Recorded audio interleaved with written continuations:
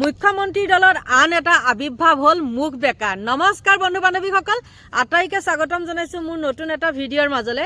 মুখ বেকা আপোনালোকে গম পায়, মুখ্যমন্ত্ৰী দলত এজন আছিলে গিৰগাই চৰ্দাৰ মুখ বেকা, আৰু এইবাৰ আবিৰ্ভাৱ হৈছে এজন শিৱসাগৰৰ পৰা। আৰু কিবা বোলে বিজেপি দলৰ কিবা এটা পাতি দিছে নেকি মুখ্যমন্ত্ৰীয়ে, আৰু তেওঁ ভাবি ল'লে বাপৰে মই মন্ত্ৰী চন্ত্ৰী হৈয়ে গ'লো নেকি। মুঠতে যিকোনো প্ৰকাৰে মুখ্যমন্ত্ৰীক সন্তুষ্ট কৰিব লাগে, আৰু সেই মুখ্যমন্ত্ৰীক সন্তুষ্ট কৰিবলৈ গৈ তেওঁ কৈ পালে কি অখিল গগৈ বোলে নৰহত্যাকাৰী। অখিল গগৈ নৰহত্যাকাৰী বুলি তেওঁক কোনে ক'লে?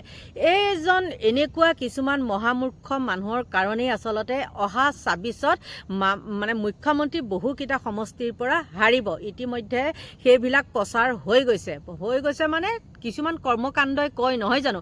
আৰু মুখ্যমন্ত্ৰীয়ে ইমান ধমকি দিয়াৰ পিছতো তেওঁলোকে বাৰু উঠি পৰি কি কাৰণে লাগি থাকে?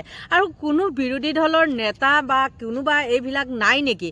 অকল যে অখিল গগৈ কিয়? মানে এটা কথা মনত ৰাখিব, যাৰ পিছত নেকি মানুহ বেছিকে লাগি থাকে, আপোনালোকে যোনে কৈ আছে যে সেইজনৰ কথা কৈছোঁ, যিজন মুখ বেকা, একদম মুখখন এফালে তেৰা কৰি তেওঁ একে নৰহত্যাকাৰী কি ধৰণৰ যে মন্তব্য কিছুমান কৰিছে, মই থামলেনত লগাই থোৱা সেইজনক দেখিছে, হয়তো আপোনালোকে চিনি পায়, কিন্তু আমি চিনি নাপাওঁ। এইটো হয়তো নতুনকৈ আবিৰ্ভাৱ হৈছে। পঢ়া শুনা আছেনে নাই সেইটোও নাজানো, কাৰণ পঢ়া শুনা নাথাকিলেও মানে কি মানুহে দেখাক দেখি কিছুমান কথা ক'বলৈ শিকিব লাগে নহয় জানো। আৰু তেওঁ যি ধৰণে কথাখিনি অখিল গগৈ পাগল, অখিল গগৈ নৰহত্যাকাৰী, তেওঁ মাকক বা তেওঁ বাপেকক হত্যা কৰিছিলে নেকি অখিল গগৈ? নে তেওঁৰ হাতত কিবা প্ৰমাণ আছে যে অখিল গগৈ কিবা হত্যাকাৰী? গতিকে বন্ধু বান্ধৱীসকল, এনেকুৱা মহামূৰ্খ কিছুমানৰ কাৰণে কি হৈছে, দেশ ৰসাতলে গৈছে। আৰু চাওকচোন, এতিয়াই নুঠোঁতেই শিৱসাগৰৰ বোলে সেইজন হেনো ভাবি প্ৰাৰ্থী, এটাতো নৰহত্যাকাৰী বুলি হেৰিয়ে আছে, সেইটো কি দেউৰী, কুশল দুৱৰী নে কি নহয় জানো। আৰু এইবাৰ শিৱসাগৰৰ পৰা ঢেৰ প্ৰাৰ্থী উঠিবলৈ বিচাৰিছে দেই, আৰু তাৰ মাজতে আছে অখিল গগৈ। আৰু তেওঁ যি ধৰণে অখিল গগৈ মাতৃক বোলে কথা কৈছে, মাতৃগৰাকীয়ে বোলে কানি হেৰি বিচাৰিছিলে, ভোট বিচাৰি গৈ পেলাই বোলে জেলৰ পৰা উলিয়াইছে বুলি কৈছে। এনেকুৱা মহামূৰ্খ এই মানুহগৰাকী সজ্জাগত বুলিয়ে ক'ব পাৰি। আপোনালোকে সকলোৱে গম পায়, অখিল গগৈ মাতৃ বহুত দিনৰ পৰা মেডিকেলতে আছে, আৰু বৰ্তমান বাৰু তেওঁ অকণমান কিবা এটা হ'লেও বয়স হৈছে নহয় জানো। আৰু সেই মাতৃগৰাকীয়ে বাৰু কেতিয়া কানি ভোট বিচাৰিছিলে? সেই যেতিয়া শিৱসাগৰত সেই ভোট খোজা বা কিবা খোৱা অখিল গগৈ হৈ প্ৰচাৰ কাৰ্যত মানুহ গৈছিলে, তেতিয়া কিন্তু আমিও একদম প্ৰথমৰ পৰা শেষলৈকে ইলেকশ্যনৰ আগদিনাখনলৈকে তাতেই আছিলোঁ, আৰু তেতিয়াতো আমি অখিল গগৈ মাতৃৰ লগতে আছিলোঁ। কেতিয়া অখিল গগৈ মাতৃয়ে বাৰু কান্দিলে? এইজন মহামূৰ্খ এজন আহিছে, আহি লৈ পেলাই বেবেৰিবাং কিছুমান কথা কৈছে। সেইটো কাৰণে ভাল নালাগে নহয় জানো। আৰু ভাল নালাগিলে প্ৰত্যুত্তৰটো দিবই লাগিব, কাৰণ সমালোচনা কৰাৰ এটা সকলোৰে অধিকাৰ থাকে, কিন্তু সেইটো হ'ল কি ব্যক্তিগত কথা নহয়, এইটো হ'ল ৰাজহুৱা কথা। শিৱসাগৰ মানুহ ইমান মূৰ্খ নহয়। শিৱসাগৰ মানুহ হ'ল শিক্ষিত সমাজ এখনৰ পৰা অখিল গগৈ যিয়ে নহওক জেলৰ পৰা উলিয়াওক বা কিবা পৰা উলিয়াবলৈ হ'লেও ভোটটো দিছে, সেইটো তেওঁলোকৰ কিবা ভুল নেকি? আৰু শিৱসাগৰ মানুহক তেওঁ কৈছে, ইমান ডিঙি শিৰ ফুলাই একেবাৰে মুখখন বেকা কৰি তেওঁ কথাটো কৈছে যে শিৱসাগৰখনক বোলে তেওঁ পিঠি দিলে, মানুহে বোলে এতিয়া হাই মানিছে, আমি কাক ভোট দিলোঁ, একো কামেই নহ'লে। সেই মহামূৰ্খটোক কৈছোঁ, আমি যেতিয়া তাত কাম কৰি আছিলোঁ, ৰংঘৰ হওক, কাৰেংঘৰ হওক বা শিৱদৌল হওক, তাত মানুহৰ লেতেৰাৰ পৰা খোজ দিবলৈ ঠায়ে নাই। আৰু তেনেকুৱা ৰংঘৰ, কাৰেংঘৰ, শিৱদৌল এতিয়া একদম জাকত জিলিকা। আৰু ৰাস্তা ঘাটৰ কথা বা চেডিকেলৰ কথা এইবিলাকতো বাৰু নকওঁৱেই, আৰু ক'ব পাৰিবনে? কিন্তু কোনো শিক্ষিত মানুহে কোৱা নাই যে ইয়াত অখিল গগৈয়ে একো কাম কৰা নাই বুলি। কিন্তু এনেকুৱা মহামূৰ্খ কিছুমানেহে উলিয়াই আছে যে অখিল গগৈ একো কাম কৰা নাই, অখিল গগৈ নৰহত্যাকাৰী। মই যদি কওঁ তুমি নৰহত্যাকাৰী বুলি যদি জানিছিলাই, তুমি তেতিয়াই নকৈছিলা কিয়? তেতিয়াতো অখিল গগৈ জেল ফাঁচি হ'ল হয়, কিন্তু কিয় এতিয়া কৈছা? ইলেকশ্যন আহি পোৱাৰ লগে লগে কিছুমান মিছা বদনাম জাপি দিছে কিয়? বন্ধু বান্ধৱীসকল, মই যদি মিছাকৈ কৈছোঁ, এইটো কোন হয় নাজানো, ক'ৰ পাবত গজা এইটো মুখ বেকা আহিলে, সেইকাৰণে কৈছোঁ। মুখ্যমন্ত্ৰীৰ দলত দুটা হেৰি আছে, মুখ বেকা আছে, এটা উজনিৰ, এটা নামনিটোতো গম পায়, গিৰগাই চোৰৰ চৰ্দাৰ। গতিকে বন্ধু বান্ধৱীসকল, আপোনালোকে চাই লওক এই মুখ বেকাজনৰ কেনেকুৱা বক্তব্য। 2026 চনৰ বিধানসভা নিৰ্বাচনত এই অখিল গগৈ, মহাপাপী অখিল গগৈ, নৰহত্যাকাৰী অখিল গগৈ, শিৱসাগৰ ৰাইজে ধৰি বান্ধি নি আমাৰ শিৱসাগৰ যোৰহাটৰ যিটো সীমা জাঁজি নদী, এই জাঁজি নদী পাৰ কৰি ইয়াৰ পৰা শিৱসাগৰবাসীয়ে খেদি পঠিয়াব। আৰু আমি ভাৰতীয় জনতা পাৰ্টি প্ৰত্যেকজন কাৰ্যকৰ্তা শিৱসাগৰবাসীৰ লগত আছো আমি সহযোগিতা আগবঢ়াম আৰু নৰহত্যাকাৰী এই ভণ্ড অখিল গগৈক ইয়াৰ পৰা চিৰদিনৰ কাৰণে আমি ইয়াৰ পৰা বিদায় দিম শিৱসাগৰ সমষ্টিৰ যি বিধায়ক আছে অখিল গগৈ শিৱসাগৰ ৰাইজে তেওঁক বিধায়ক হিচাপে নাভাবে তেওঁক ৰঘুমলা বুলিয়ে ভাবে শিৱসাগৰ ৰাইজে কাৰণ হয়ো ৰঘুমলা য'তেই স্থান লয় যিজোপা গছতে ৰঘুমলা স্থিতি লয় সেই গছজোপাকে মাৰি পেলায় তো অখিল গগৈও তেওঁৰ মাতৃয়ে নিৰ্বাচনী সভাত যে কান্দি কান্দি ভোট গোটাই তেওঁক জেলৰ পৰা উলিয়াইছিল সেই কথাষাৰ পাহৰি গ'ল শিৱসাগৰ বাসীয়ে সেই আইগৰাকীৰ প্ৰতিটোপাৰ চকুপানীৰ মূল্য এটা এটা ভোট হিচাপে দি অখিল গগৈক বিধায়ক বনালে কিন্তু তেওঁ বিধায়ক হোৱাৰ পিছতে শিৱসাগৰবাসীক চূড়ান্তভাৱে বিশ্বাসঘাতকতাৰ প্ৰতাৰণা কৰিছিল অসম বিধানসভাত যিদিনা গৈছিল জীৱনত প্ৰথম দিনটো সেই দিনটোতে তেওঁ শিৱসাগৰবাসীৰ অভাৱ অভিযোগ সমস্যাৰ কথা কোৱাৰ পৰিৱৰ্তে তেখেতে চেঙা সমষ্টিৰ ৰাইজৰ হৈ মাত মাতিছিল আৰু সেইদিনাই ৰাইজে বুজি পাইছিল যে আমি কেনেকুৱা এজন ভণ্ড মানুহক নেতা বিধায়ক বনালোঁ আৰু সঁচা অৰ্থত ক'বলৈ গ'লে তেখেতৰ মাতৃৰ যি মৰ্যাদা সেই মৰ্যাদাও অখিল গগৈয়ে ৰাখিব পৰা নাই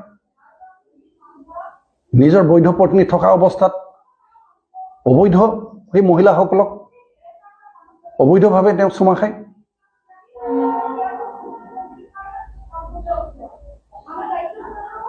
তাত ৰ'ল নে তেওঁ নিজৰ মাতৃ মৰ্যাদাটো নাৰীৰ কি মৰ্যাদা এয়ে নেকি যাকে তাকে চুমা খাবলৈ দিব বিধায়ক আমি এইটো কাৰণে বনাইছিলোঁ নেকি যাক তাক গৈ সাৱটি ধৰি চুমা খাবলৈ এইকাৰণে শিৱসাগৰ মানুহে তেখেতক কেতিয়াও এজন উপযুক্ত বিধায়ক বুলি কোনো দিনে ভবা নাই নেভাবে আৰু আমি শিৱসাগৰবাসীয়ে বিচাৰিছোঁ যে এইবাৰ শিৱসাগৰ ২৬ চনৰ বিধানসভা নিৰ্বাচনত এজন শিৱসাগৰীয়া সন্তান বিধায়ক হিচাপে নিৰ্বাচিত হৈ শিৱসাগৰবাসীক সেৱা কৰক শাসন নহয় সেৱা আৰু আমি নিশ্চিত ভাৰতীয় জনতা পাৰ্টীৰ ফালৰ পৰা এজন উপযুক্ত ব্যক্তিকে দলে প্ৰাৰ্থী হিচাপে ৰাইজক সেৱা কৰিবলৈ আগবঢ়াব আৰু ৰাইজৰ আশীৰ্বাদ লৈ নিৰ্বাচিত হোৱাৰ পিছত আগন্তুক দিনত শিৱসাগৰবাসীক কেৱল সেৱা আৰু সেৱাৰ মানসিকতাৰে কাম কৰিব কোনো জাতি জনগোষ্ঠীৰ কোনো ব্যক্তিৰ কোনো মাতৃৰ মৰ্যাদা কেতিয়াও হানি হ'ব নোৱাৰিব আজি নিৰ্বাচনী বৈতৰণি পাৰ হ'বৰ কাৰণে যি নিকৃষ্ট পন্থা অখিল গগৈৰ হাতত লৈছে এজন বিধায়কে উন্নয়ন পুঁজি হিচাপে কিছু অনুদান চৰকাৰৰ পৰা লাভ কৰে আৰু সেই ধনৰাশি তেওঁ নগদ ধন হিচাপে দিব নোৱাৰে চৰকাৰী নীতি নিয়মৰ মাজত দিয়াৰ ব্যৱস্থা কিন্তু আমি দেখা পাইছোঁ শিৱসাগৰ বিধায়কজনে নিৰ্বাচনী বৈতৰণি পাৰ হ'বৰ কাৰণে যথেষ্ট নগদ ধন যোৱা ৩-৪ মাহত বিতৰণ কৰিছে কেইবা কোটি টকা বিতৰণ কৰিছে এতিয়া আমি শিৱসাগৰীয়া হিচাপে জানিব বিচাৰিছোঁ জনাব লাগিব তুমি আমাৰ বিধায়ক আমি শিৱসাগৰৰ ভোটাৰ আমাৰ জনাৰ অধিকাৰ আছে তুমি যে এই পইচাখিনি আনি বিলাইছা কোটি কোটি টকা বিলাইছা পইচাটো ক'ৰ পৰা আহিছে তুমি চুৰি কৰি আনিছা নে ডকাইত কৰি আনিছা নে তুমি সেই ৰঙা নীলা ফাইল দেখুৱাৰ সেই পৰম্পৰা লৈ পেলাই অসৎ পথেৰে পইচাটো আনিছা নে আজি কিছুদিন আগতে দিল্লীত যি বোম ব্লাষ্ট হৈছিল সেই সন্ত্ৰাসবাদী সংগঠনবিলাক তেওঁলোকৰ লগত গোপন মিতিৰালি কৰি আন্তঃৰাষ্ট্ৰীয় সেই বৃহৎ চক্ৰৰ লগত মিলি আমাৰ অসমখনক ধ্বংস কৰাৰ পৰিকল্পনাত তুমি গোপনে অভিসন্ধিত জড়িত হৈছা তেওঁলোকৰ পৰা অনুদান আনি আমাৰ শিৱসাগৰক শেষ কৰাৰ পৰিকল্পনা কৰিছা কৃষকৰ নাম লৈ তেখেত কৃষক মুক্তি সংগ্ৰাম সমিতিৰ পৰা তেখেতৰ উত্থান হৈছিল আজি শিৱসাগৰ সমষ্টিত কিয় কৃষি প্ৰধান শিৱসাগৰ সমষ্টিত কিয় বছৰৰ আগত 2টা খেতি কৰাৰ ব্যৱস্থা নহ'ল এই বিগত 5টা বছৰত